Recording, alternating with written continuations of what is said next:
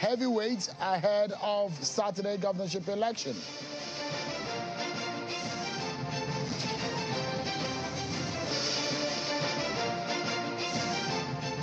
Hello everyone, welcome to the program. This is Politics Today, live on Channels Television. I'm Sean Kimbale in Abuja.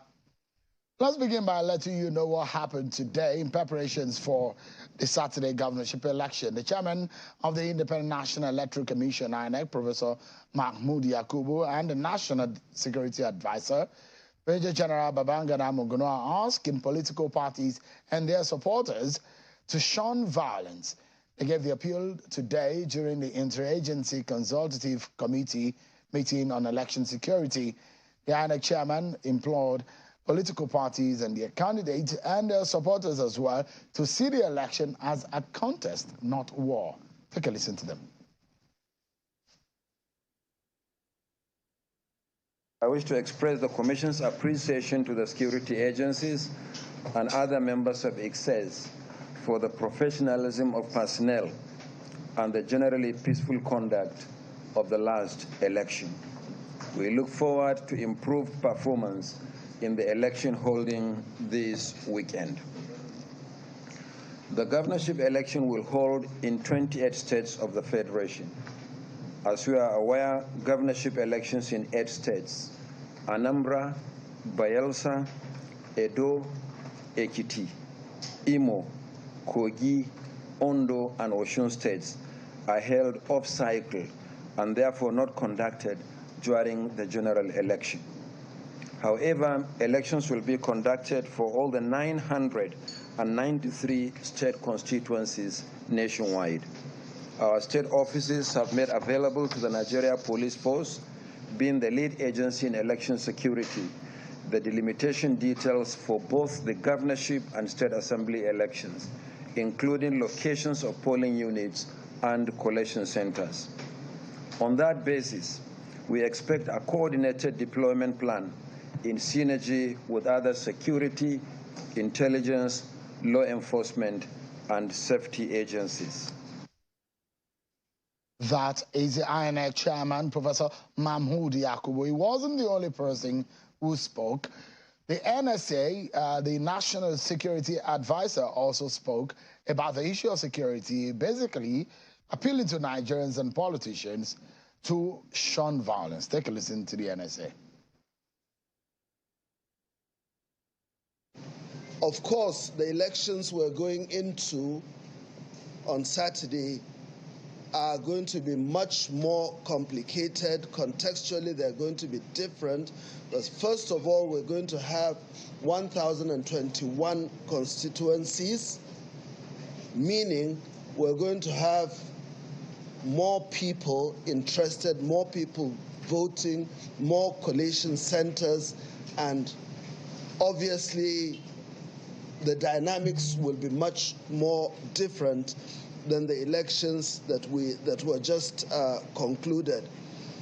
While commending the efforts of the various political parties and the individuals that participated in the last election, especially those of them that called for peace, for calm, I want to also urge the same individuals, especially at the state level, to demonstrate the same level of maturity, the same level of discipline by calling their supporters to conduct themselves in a manner that is congruent with the expectations of the larger Nigerian society. And we're also calling on the political bigwigs, the gladiators, to call their lieutenants to order. Anybody who is itching to undermine this process should please think again. It is not in his own interest, it is not in the interest of the nation as well. The NSA, Babangida Muguno, ahead of speaking in respect of security situation ahead of the election of Saturday. Well, The sort of horse trading and endorsements that you see ahead of governorship elections in the country have begun to happen. Well, some of these have been happening over the past weeks.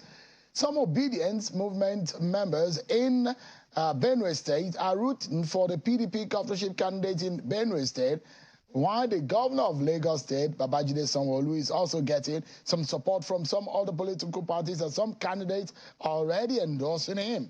In Kwara State, some groups have gathered and endorsed the Kwara State Governor, Abdulrahman Abdulrazak, for a second time in office. It is not only governorship candidates that are getting endorsement. 8 House of Assembly candidates on the platform of the Labour Party in Adamawa State have formally stepped down for their counterparts in the PDP. These are the kind of horse trading that have begun to happen, and we see ahead of Saturday. Interesting times ahead indeed. All right, tonight we shall be dealing with issues related to governorship race, and we've been doing this the past week or two, and we've been engaging the big wigs, the governorship candidates, and those who are really put their feet in the waters ahead of the race and in the contest for real ahead of the election. Tonight, we're speaking with top candidates, a governor and one of the candidates in another state in the south. We go to the north and we go to the south tonight. Stay with me, everyone, because first, let's check out some of your political roundup stories, and my colleague Kayla Megwa is standing by for that.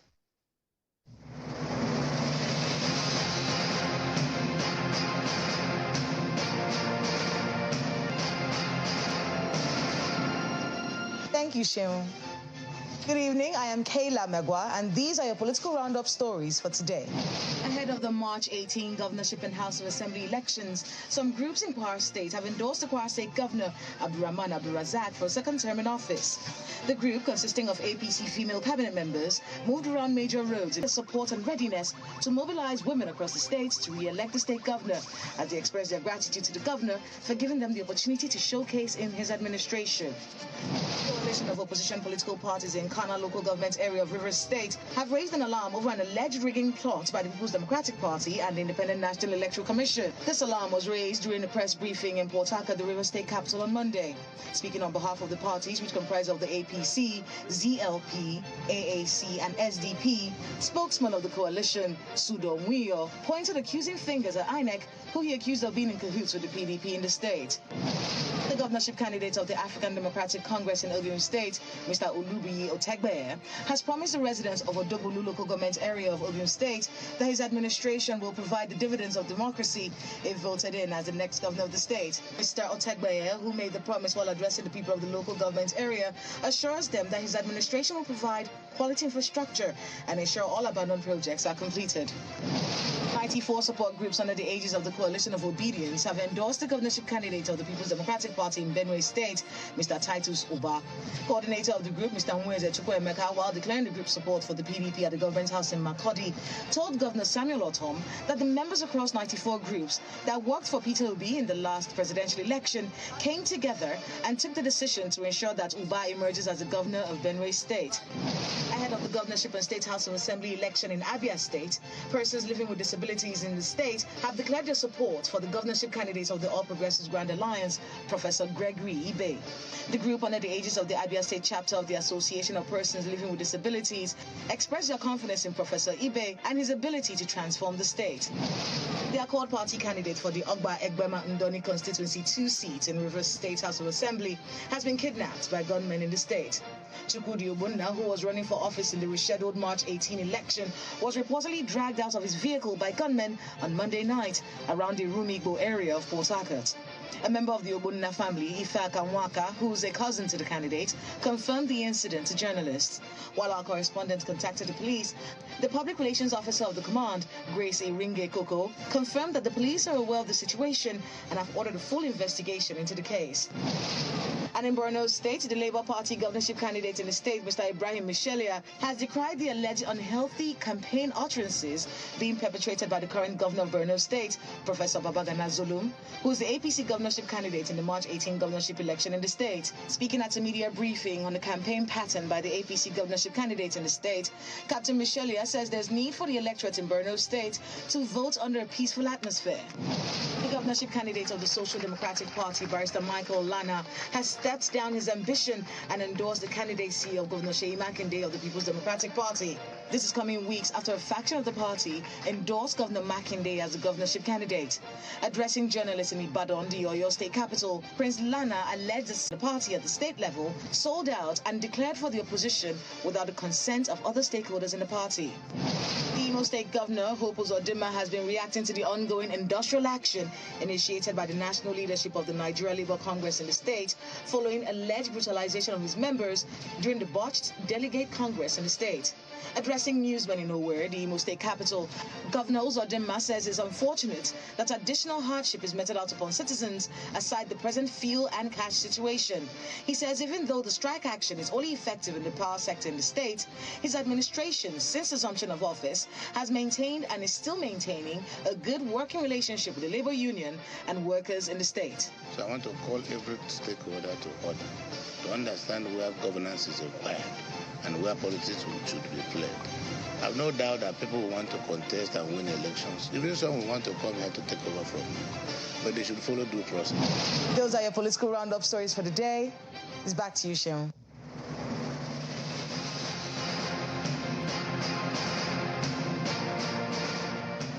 Thank you so much, Kela. And there you have it. You've been served and with your political roundup stories, and you're up to date. Now let's begin our very first conversation tonight. Over the last few years and the last few election cycles, Bauchi State is one of those states that election results have come with a lot of intrigues.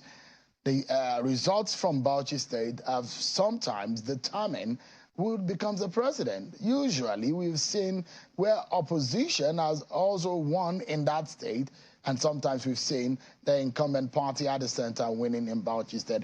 But Bauchi is one of the states with the largest voting population in the country. It ranks amongst the top 5, indeed. But the governorship contest in the state has come also with a lot of intensity, and the race now is very, very interesting. Tonight, we'll be speaking with the candidate of the People's Democratic Party and the incumbent governor, a former Minister of the FCT, Senator Bala Mohammed, who joins us virtually from Bauchi. Thank you so much, Your Excellency, and I appreciate your being on the program tonight. Well, thank you, Sean. Yeah, you are able to get back from a campaign early today, but how's the campaign going? Any chance for a re-election for you? Is there any chance in the horizon? Yes, there is a lot of hope. We are campaigning as if we are not incumbent. We are always trying to reach out to people in communities and in other places, organizations, NGOs, public spirited individuals, our party supporters.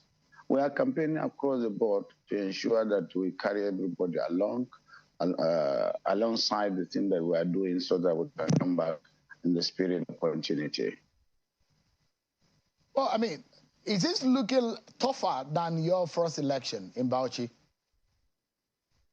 Well, the prospect is brighter than the last election, most especially because that time there was a lot of uncertainty because I was contesting against the incumbent who had INEC background, who was a consummate politician, who had worked at various places and left a mark.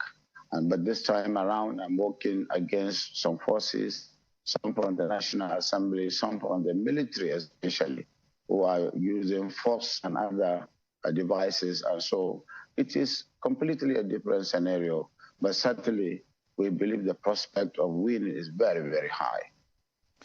If you think there is going to be any obstacle in your way, where do you see that coming from? Well, I can see the use of violence as an obstacle, the militarization of the polity by the contestant on the APC, who is a former chief of air staff, who is using his military background to terrorize and even kill people in the various constituencies. No, Governor Mohammed, I mean, those are strong words and allegations that we need a lot of substantiating, because you are openly accusing someone who is not able to defend himself right here by saying he's terrorizing, alleging terrorism and killing someone.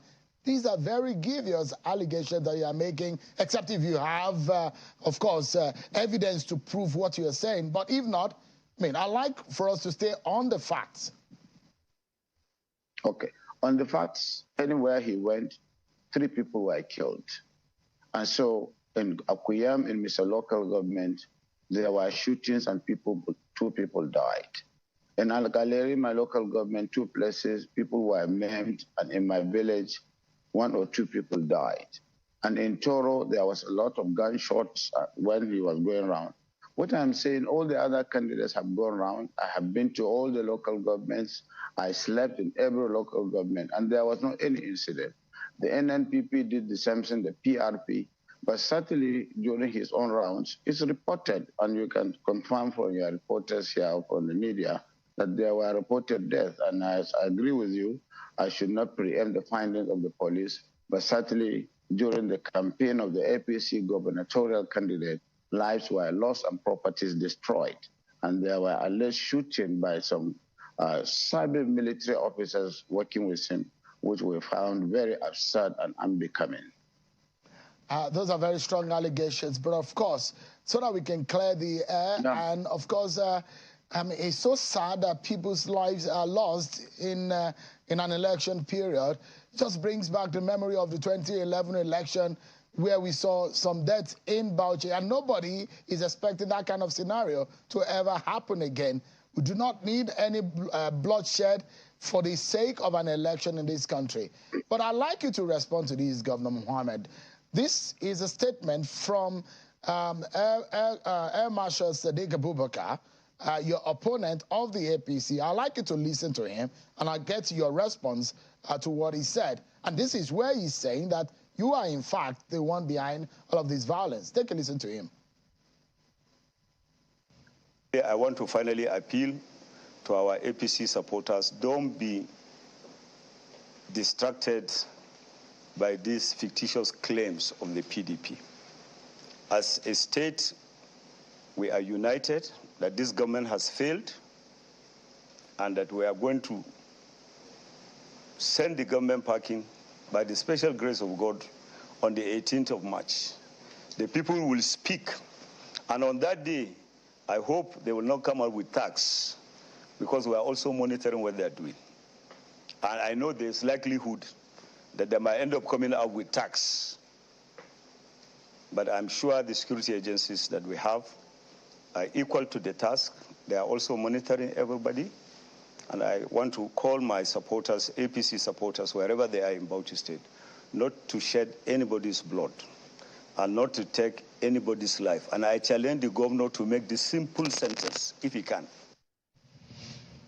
All right.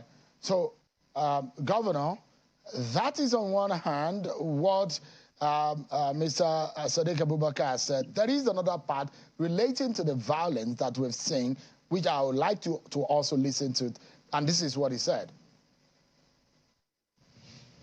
I believe that the people of Bauchi will finally speak on the 18th of Saturday. In Duguri, my security details were shot. You have Mohammed Winti. It's not this fictitious 15 people were wounded. Who are the 15 people? I'm giving you names which you can verify and where they are. Mohammed Winti was shot in the stomach by the thugs of the PDP. Babangida Adamu was shot in his hand, and then Sani Ali shot in his leg and his back. 2 of the guys, that is Mohammed Winti and Babangida Adamu, have been operated. They underwent surgery this morning. It's extremely sad. All right, Governor Mohammed, you heard your opponent there, Air Marshal Sadiq Abubakar. How do you react to those direct allegations he's made against you? Well, it is just a matter of very deep sense of mischief and treachery. Because me, I will go by the rules. I am not an investigating agency. I am a candidate. And of course, Sharon, you are very versatile in the media. You know what the police are doing. We have subjected ourselves to investigation. At least I visited everywhere. There was no incident of fighting. There was not even incident of stoning or yelling. But certainly anywhere he went, he just mentioned some people who were involved in the fracas.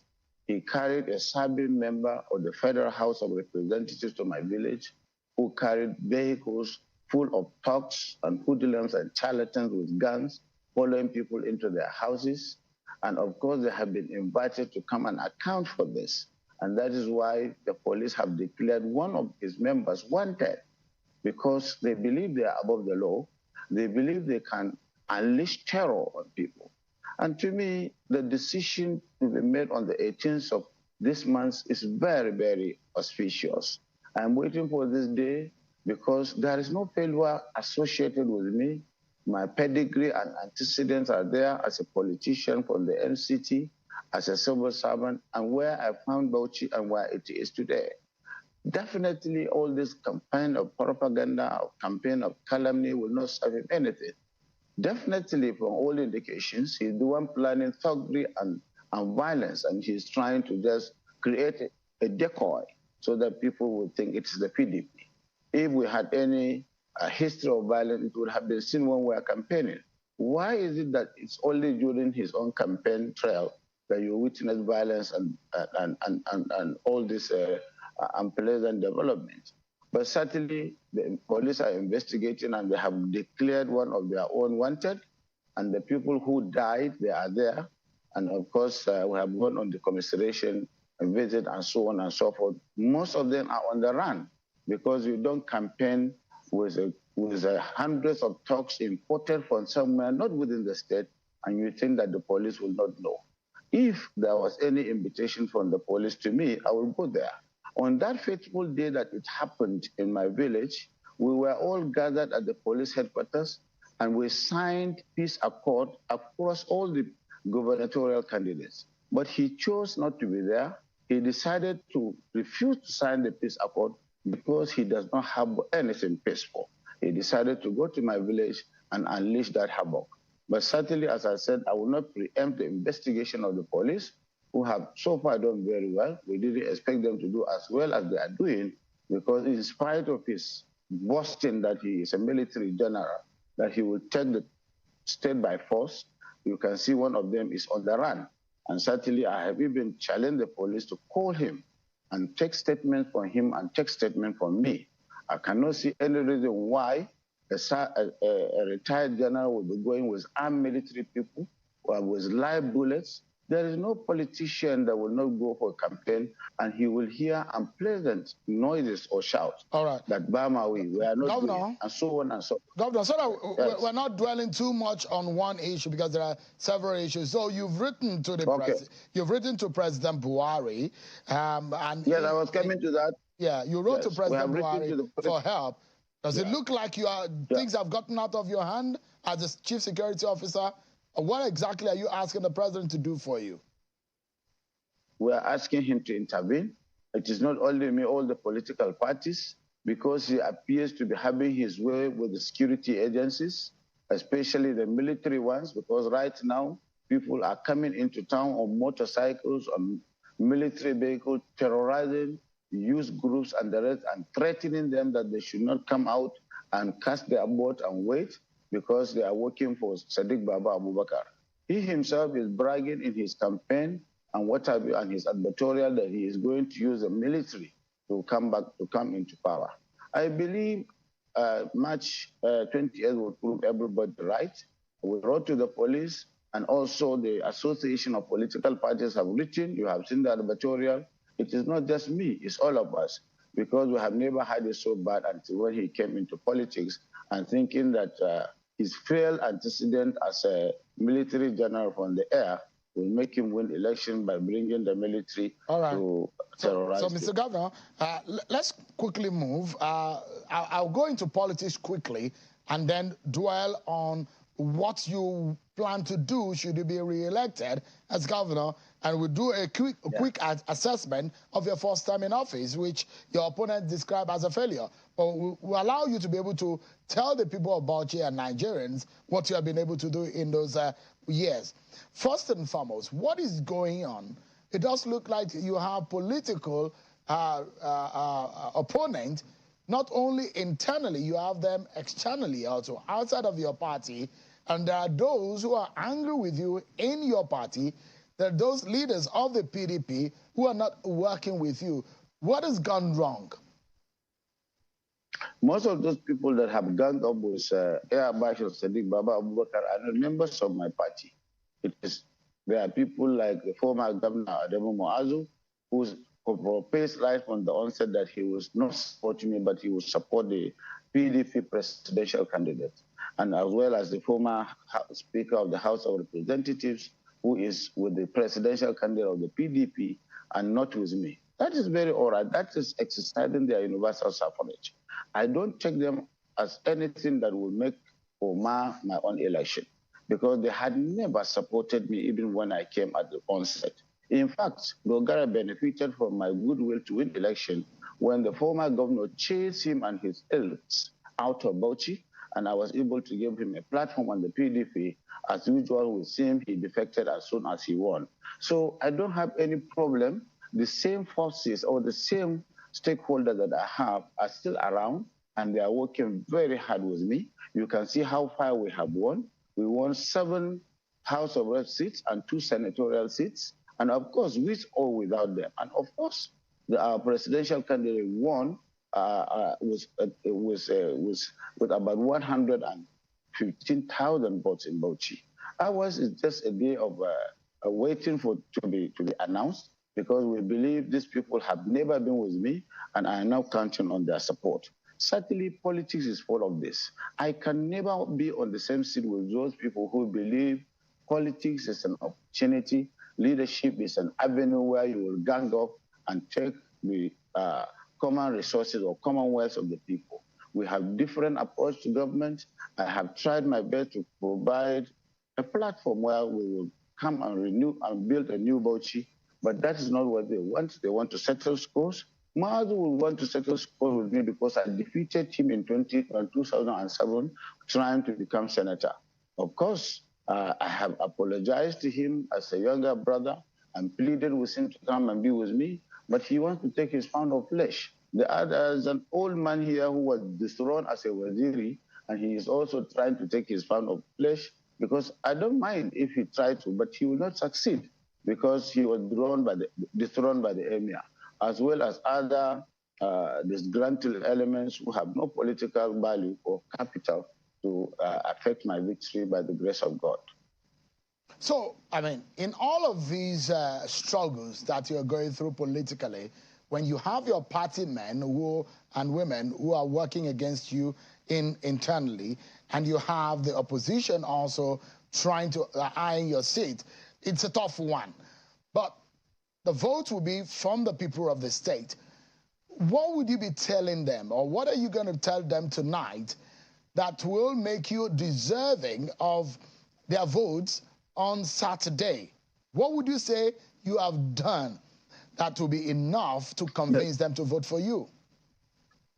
First of all, for those who are not with me, I wish them well, and I believe they should see politics as a give and take, and I will take whatever verdict the people of Bauchi will give, but certainly I will not change my principle of trying to build a new Bauchi, where I want to take people in that collective journey from where we were before, where everything had deteriorated in terms of services and infrastructure. For those that I am trying to really convince to vote for me, they are already convinced, because so many people from the other political parties have already defected. Even a senator who contested in the last election against the PDP had come to our side, and so many contestants. So they have seen the value of what I have done in terms of looking at my achievements from where we were and where we are today.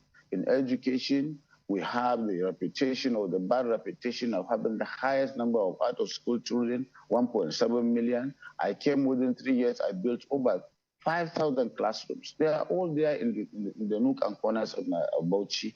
And of course, we are able to improve enrollment and retention by bringing in more than 400 pupils into classes.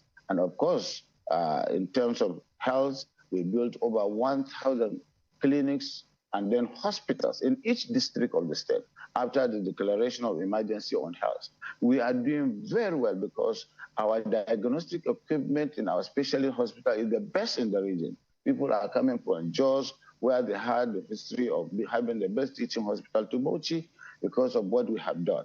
And we built over 40 brand new roads connecting the state, quality roads. We rebuilt our secretariat in the local government, our government house, our state secretariats, houses for our emirs, vehicles for them, and we were able to come with an empowerment program that touched everybody in the state.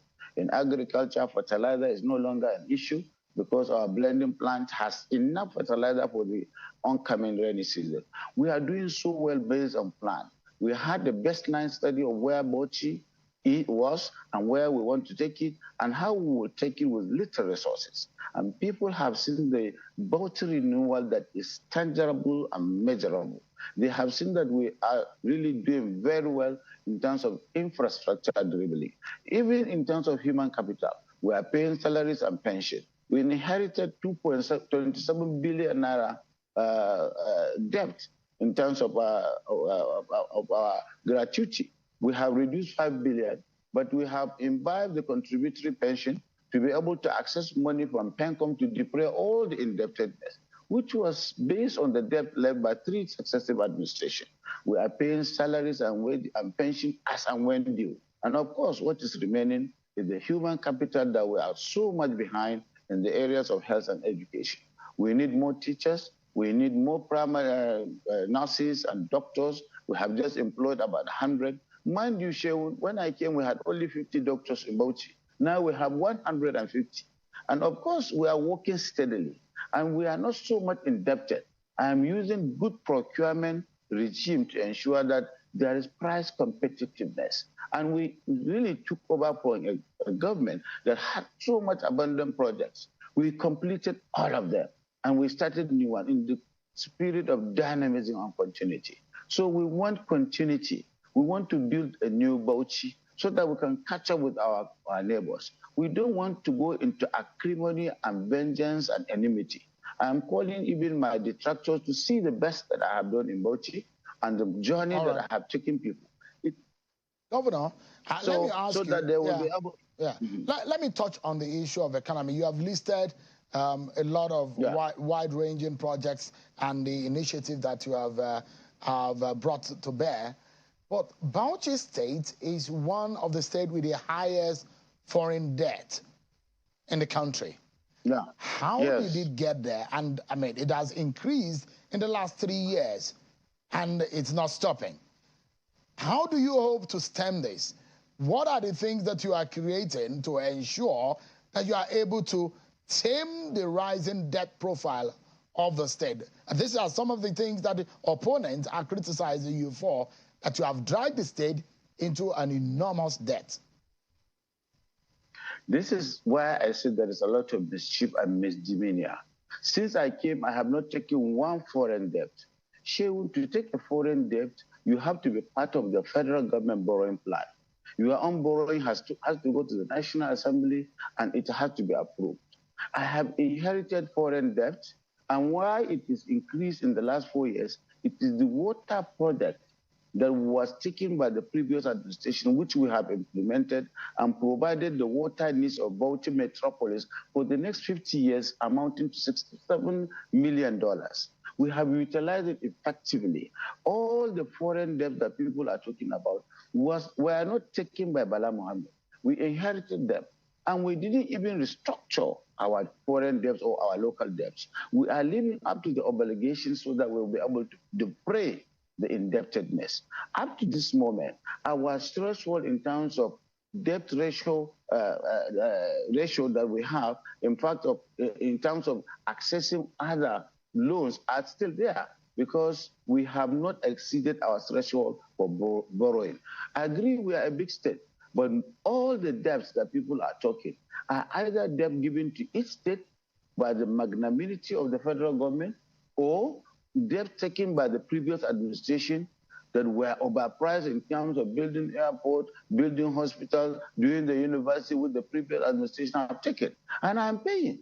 So all the debts that we have are not taken by Bala Mohammed.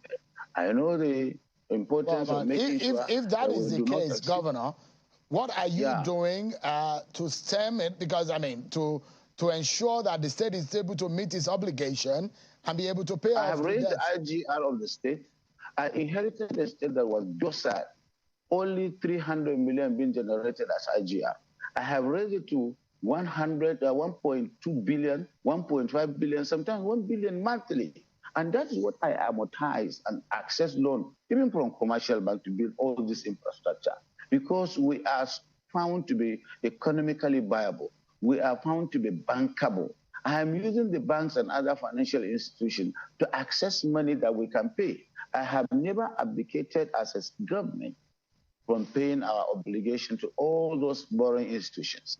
Of course, you can attest this through the DMO. We have not passed our threshold for borrowing. But certainly, I agree the previous administration were reckless in borrowing money. Even the money that we got from the Paris Club and the rest, we cannot find tangible ways they were utilized. But to me, I drew a line, and I'm doing my best. I'm living up to the international and local obligation of paying the debts. None of them were taken by me, except few that I will have to take in order to move forward. And they are not too much. And of course, it's not stopping us from living up to our obligation for payment of salaries and overheads. Someone was saying that we are taking our own capital project to do overheads, recurrent. What we have done is to make sure we go by the global best practice. Mind you, I manage Abuja. Our recurrent had never exceeded 40% of our budget. We are doing very well in terms of management, budget performance. We are driven by knowledge. And of course, all my team are there working day in and day night, knowing that the future is there for us to account for. Accountability is very important. And we are leaving behind infrastructure and services that will be the pride of Bauchi. Yeah. So we'll take a break, Governor Mohammed. But when we come back, one of the issues I'd like you to touch on is the discovery in the Kolmani oil field region and how that benefits Bauchi State and, of course, Gombe State. But since we're focusing on your state, Bauchi State, there are those narratives that, well, oil found in that region within a lot of poverty-stricken communities of that area will wealth, come to those areas as a succor to the people of those regions. We're finding out your plan and how much of investment you think that will generate for the state. That's going to be in a moment when we come back to get your closing thoughts on the program. Stay with us, everyone. We'll be right back. Thank you so much, everyone, for staying with us. Governor Bala Mohammed of Bauchi State and the PDP governorship candidates for Bauchi State governorship election of Saturday has been speaking with us on the program. Thank you so much indeed, Governor Mohammed, for your time. Thank you again, Sharon. Yeah. Thank you. So I just wanted you to ponder on my next question, which is about the Kolmani oil field. Those analysts who have described the situation around that region as a region that has a rich oil endowment, but then the people are living in abject poverty. Is there any plan by your government, or perhaps should you be re-elected, do you have any specific plan for the exploration of oil in that region as a state government, considering the history and the plight of those who live within the Niger Delta region of the country, where we've seen agitations of environmental degradation over the last few years? Thank you, Sharon, once again for the opportunity. Kolomani comes from my local government, where I come from. And as a government, we are grateful to the federal government and to the NNPC for this very monumental and giant strides. We appreciate Mr. President's determination and alloyed determination to make sure that this project is actualized. As soon as we heard that it is about to come on board, we were able to come up with plans, not only at the government level, but at the sub-regional level, where we discuss extensively at the Northeast Governors Forum, and of course we as a government, to leverage on this so that we can create the level playing field for us to benefit maximally, and especially the communities that are there. We are establishing oil and gas academy there, and we are getting assistance from some big timers and players in the industry like Shulun Baja and the rest. We have already established the institution and our already established Federal Polytechnic, while we are already building the school there in Alkaleri near the Kolomani. But then we are looking at the whole gamut of environmental challenges, especially the issue of community relation and community engagement, vis-a-vis what happened in the Niger Delta. If we don't manage it very well, it is going to be a monumental humanitarian disaster, because it is going to be in situ development of oil and gas potential, where you need to bring out the raw oil, the oil and gas out of the place, and then develop it into various forms, maybe for power, for that is energy, and to convert it into PMS and petroleum, and to create all the gamut of developments like depots and so on and so forth. So we have to really take mitigating measures and to make sure we leverage on all this by providing the human capital that is required to exploit it. And that's why we are going to train our young people in the areas of welding and carpentry and all sorts of petroleum engineering. And we're getting a lot of support from allied bodies in the petroleum industry. And in the next 1-2 years, if I'm back on seat, I will do my best to make sure I provide an institution for training and, of course, get investors that are going to benefit on other ventures that are going to be connected with the in-situ development of the oil and gas potentials of the area. Those look like good plans, and I hope that since this is a plan, should you be re-elected, at least the people of the region, their lives should be better. If under their feet and in their environment, there is enormous wealth. But let me take you to one area that is very sensitive. There are a lot of agitation also in Bauchi State in this regard, and that's to do with workers' wages. You said a few months ago that over 6,418 ghost workers were discovered in Bauchi payroll, and almost 1 billion naira is being saved in the payroll, pruning of the payroll. But there are some concerns, though. One is the fact that the people of your state, your workers, are complaining that the 30,000 minimum wage is just too meager. Inflation rate has gone skyrocketed. Food inflation is a major problem. Now scarcity of fuel, scarcity of cash and naira is adding to their problems. Are you planning, or do you have any plan, to increase salaries of workers in Bauchi State? We don't have any plan for the increase of salaries, but we have a very robust plan to ensure that we implement the minimum wage. We are the only state in this part of the country where we have implemented the minimum wage scheme of the federal government, not only at levels 1 to 12, but level 12 to 17, with consequential increase in terms of giving arrears to the workers at the highest level. And we are trying to create a wage, a civil service scheme where the condition of service will be good, where the welfare will be good, where some of the allowances will be returned in terms of end-of-year allowances and so on and so forth. But certainly the wages are even dwarfing development. Overheads, that is recurring expenditure, is almost overtaking the capital expenditure. And we have to manage it because of the global best practice. But certainly we are very conscious of the welfare of the workers. When you say that minimum wage, you are going to increase minimum wage to how much? What is the mark that you're working? Okay. It is 30,000. So you don't plan to increase it? There is no plan to increase it. We want to implement it to make sure that everybody gets it for level 1 to 17, and we are the only state that have been able to achieve. I don't want to deceive and delude workers that I will do this, I will do that. But certainly there are promotion, there are consequential allowances that come with areas in terms of the promotion have been done, even for teachers. Certainly recently we promoted over 6,000 teachers by giving them promotion and waiving what is normally the established practice of examination, that is verification exercise and what have you, to make sure that at least we remove the spate of poverty. Is it that the state does not have the capacity, Governor, for an increment in minimum wage?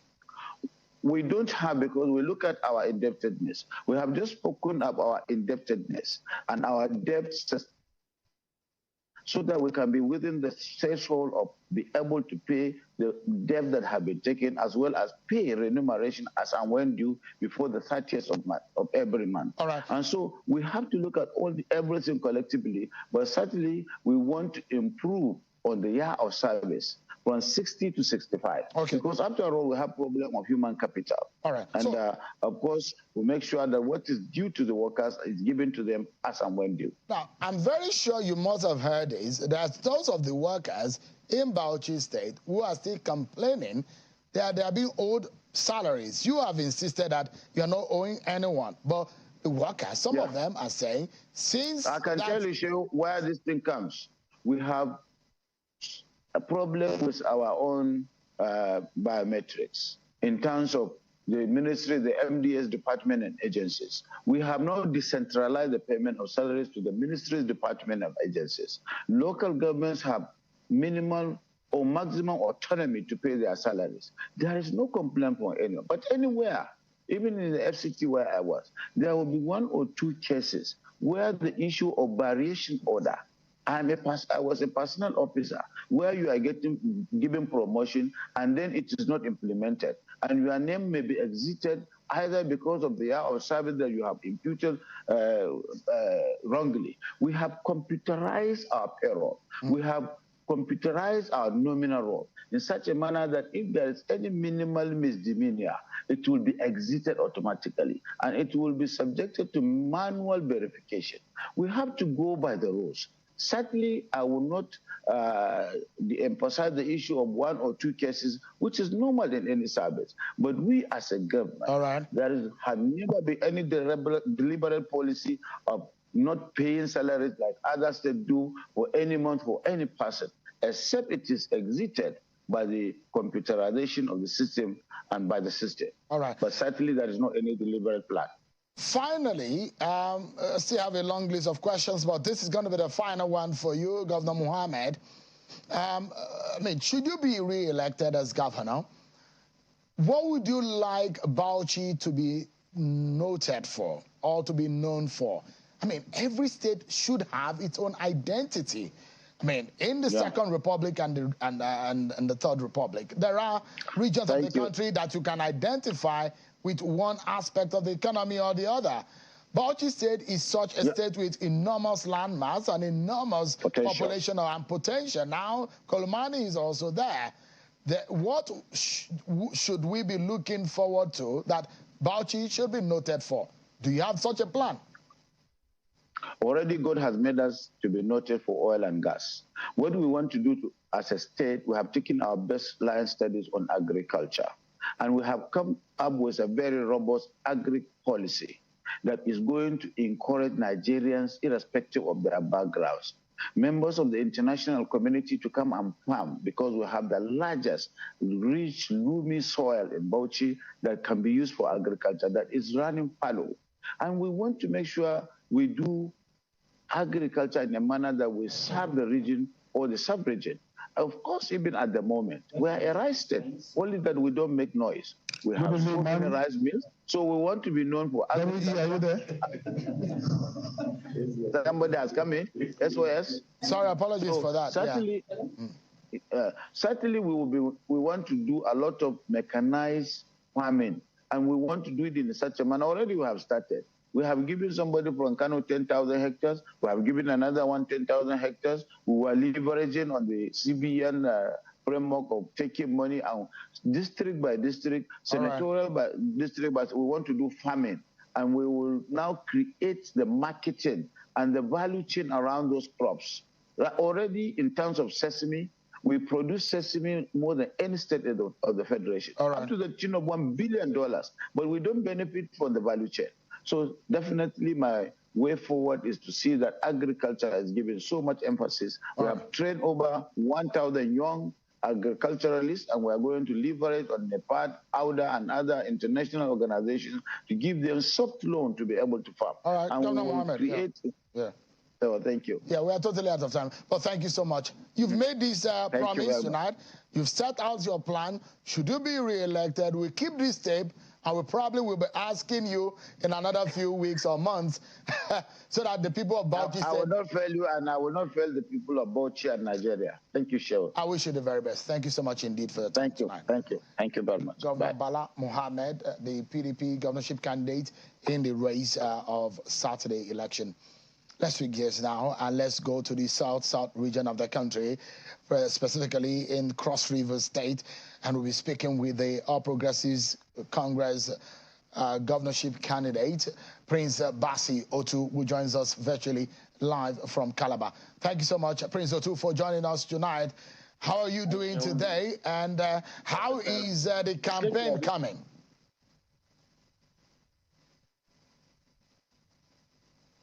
It seems to be been muted. If you can unmute so that we can hear you. Yeah, good evening. It's been quite hectic, but I'm very happy for you having me this evening. Indeed. It's good to have you on the program tonight. But let's go ahead and talk about your ambition. You want to be the governor of Cross River State. And we look at it in this perspective. Cross River State has been a predominant PDP state for a long time until Governor Ben Ayade left the PDP and moved to the APC. For those of your critics and opponents who have said, this is going to be a very tough one, a big lesson perhaps for your party will also be in the past election, in the presidential election, and how things turned out. Do you have your fears about the manner in which the pattern of voting has gone over the past election? No fears at all. No fears at all. Though it wasn't expected at that level of magnitude, but we know that Cross Riverians are very enlightened now. They actually do not vote for party per se, but they vote for personalities. And I know that definitely APC is in charge of the state for now. It is true that at some point in time, PDP was quite strong. But those gladiators you had in PDP are all now in APC. So they've added the progressive credentials to their resume, and we are ready to take the state to the next level. Your governor lost his senatorial race, and that is the man in whom you want to take the baton from. If that is any indication, or is that an indicative of anything for you and your chance in this race? No, it's not. It doesn't affect my chance in any way at all. If you want to analyze that elections, you will know the factors that played.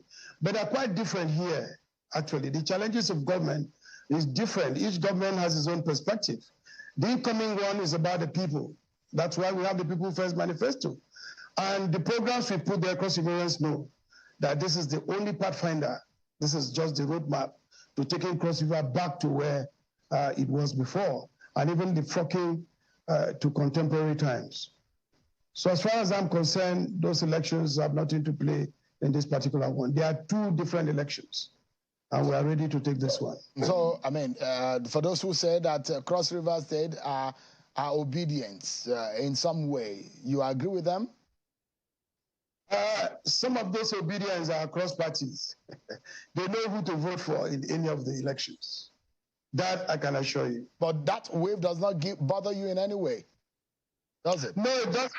It doesn't at all, because that voting pattern you saw there has even changed. Because some obedience are very, very annoyed with some of the remarks that were passed recently. And I believe that moving forward, they know exactly what to do.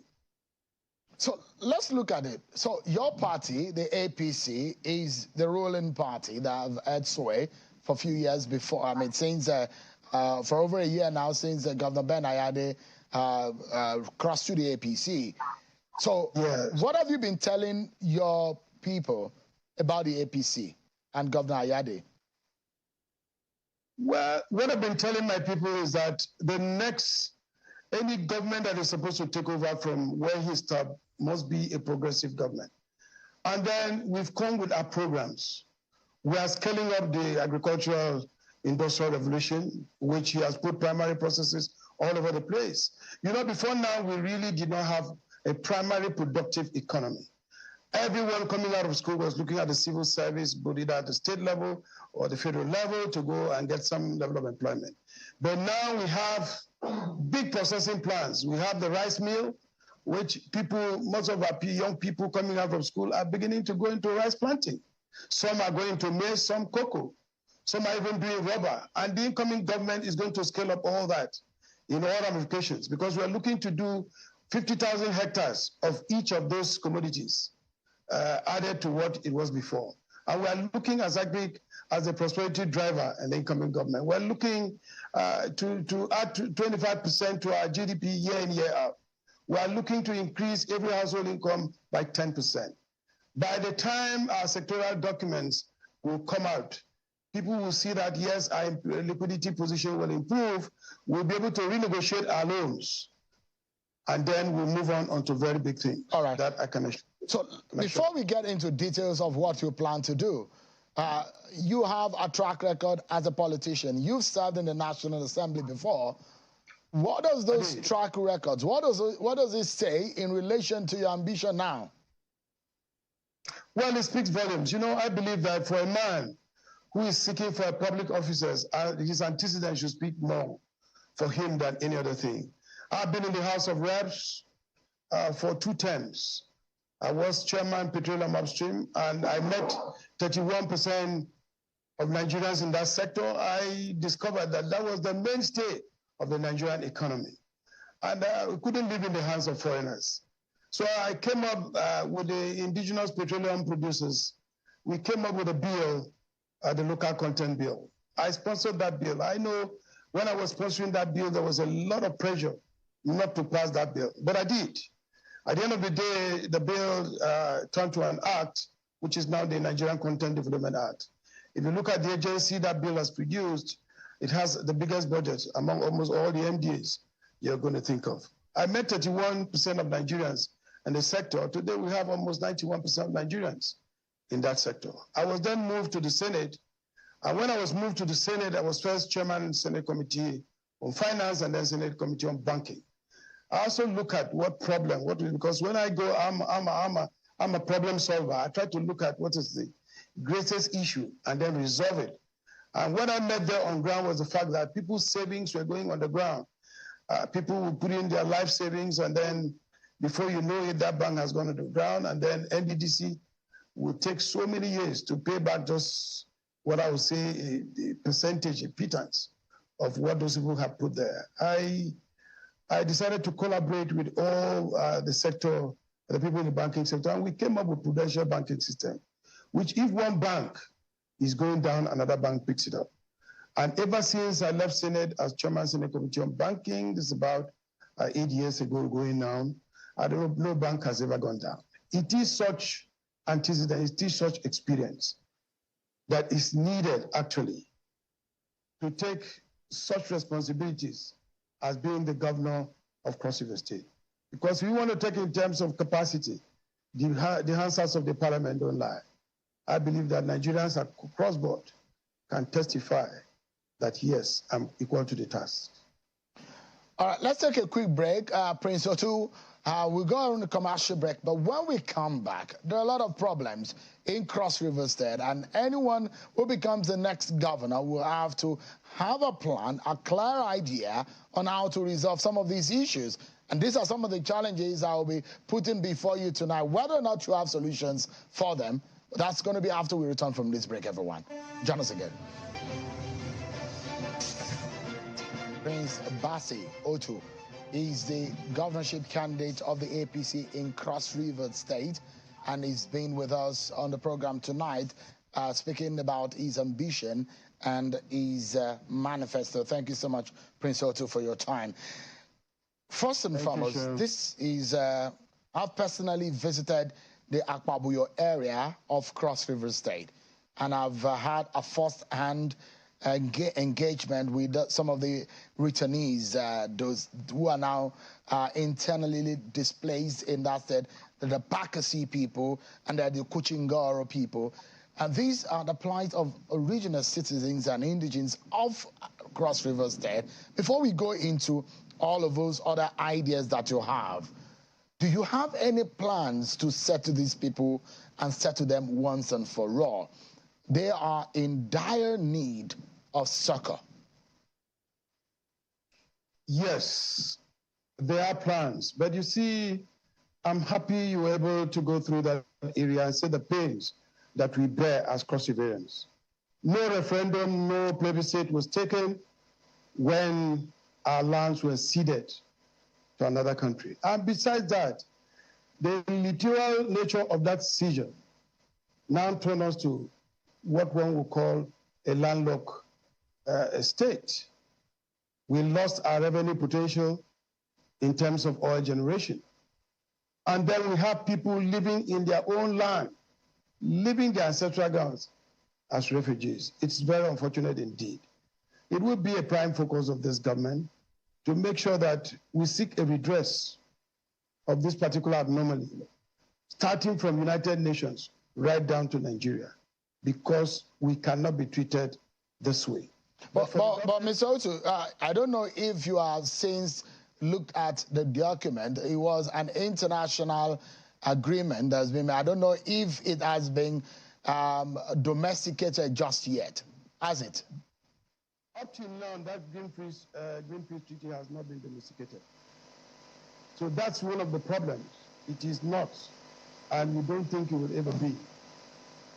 So the big question here is that whether or not there is a domestication of that law, the international agreement, and which was done, I guess, under the Obasanjo regime. But the question is the plight of those people.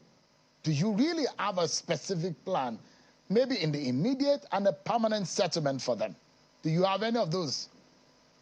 Yes, we have an immediate plan, which is immediately to give amnesty to the young men and women who have been displaced as a result of that. We have many of them being defined as militants, which I would not say so. But we want to make sure that we do... Mr. Otu, we seem to be having issues with your audio there. If you can unmute so that we can get to hear you. Yes, I said both in the short term, the medium, and the long term we have plans. No, we still can't get you. Could you unmute from your system there?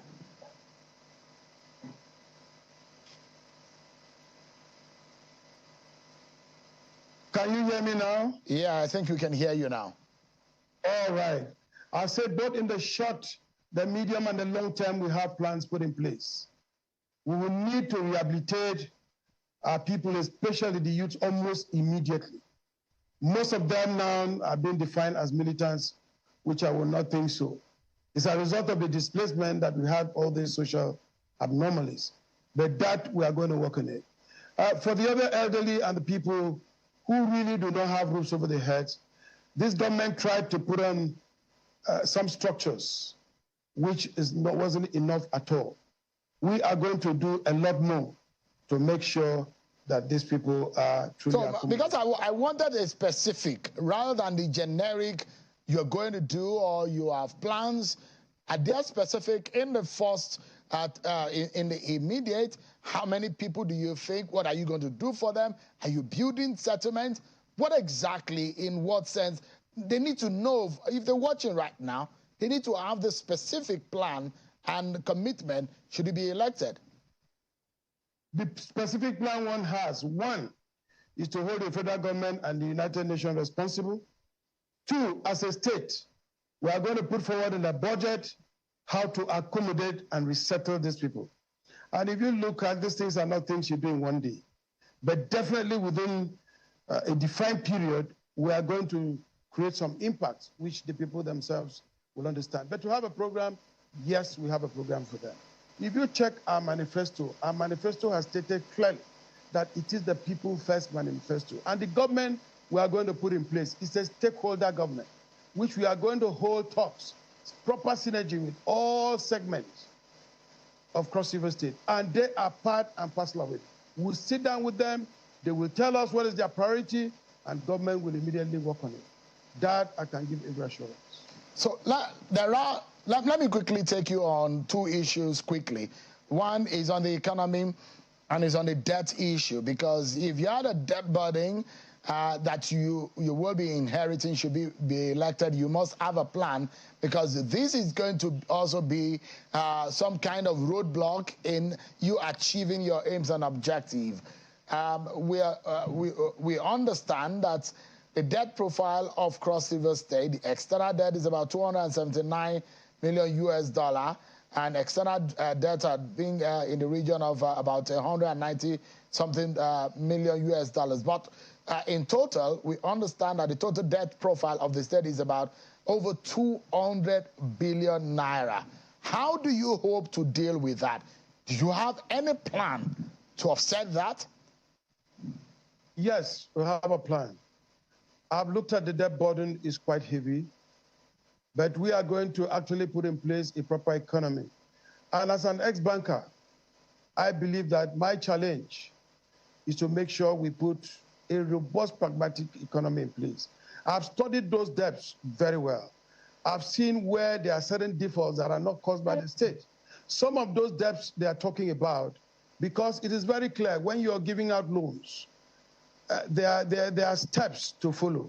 When you meet up one step, then the loan is further granted. When you meet up, I've discovered where the other, what we'll call the Rubicons, were not met, loans were further given. For what? I've looked at it. The economy is going to put our liquidity ratio properly, which will allow us to renegotiate these debts. But even during renegotiation of these debts, we are going to sit down with DMO and all the rest and talk about these debts properly, because some of it is not really cross-river debts. I don't want to believe so. So for the debts, yes, they are there. It's a burden. That's why we need a governor with experience. We need a governor with proper both macro and microeconomic experience who can take us out, because we are not going to be depending on FAC allocations. So there's something that bothers also some people in your state, and is the unemployment rate in Cross River State. Cross River State is one of the states that is recorded to have over 50% unemployment rate. That is huge. A lot of the youths in Cross River State are said to be without jobs. In fact, Cross River State is one of the states that have been highlighted to be where the youth are searching for more jobs out of that state. So in the immediate, do you have any plans to create jobs? And how do you hope to reduce that rate? Yes, we are looking at about 3 areas to create, to make an immediate impact in the economy. We're looking first at agri sector, which we are going to engage over, before you know it, over about 1 million youths. We are looking at the sports, which we are coming up with a robust business model that is going to guide our sports development. And then we are coming out with the ICT, incubation centers, to make sure that our youths are properly trained and gain all these international certificates in order to move further. Agriculture, we have set up a grower scheme, which already, just going through the manifesto, some international organizations have indicated their intentions to immediately contribute. We will start initially probably with about 10,000 youths. All right. Program. And so, before you know it,